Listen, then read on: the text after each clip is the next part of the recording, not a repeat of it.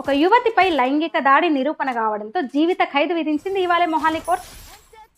అక్కడ ఆయన చాలా పెద్ద పాస్టర్, యేసు పాస్టర్ అని స్వయంగా ప్రకటించుకున్నాడు. స్వయం ప్రకటిత పాస్టర్ అంటారు అతన్ని. యేసు పాస్టర్ అతని పేరు. అట్లా అంటేనే తెలుస్తుంది. అంటే ఇక్కడ మన ప్రవీణ్ పగడాల కన్నా కూడా చాలా పెద్ద పాస్టర్ అక్కడ.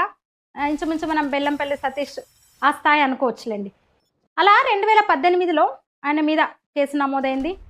అయితే ఒక్కడు కాదు, అఘాయిత్యానికి పాల్పడ్డది 6గురని ఆ అమ్మాయి కంప్లైంట్ చేసింది.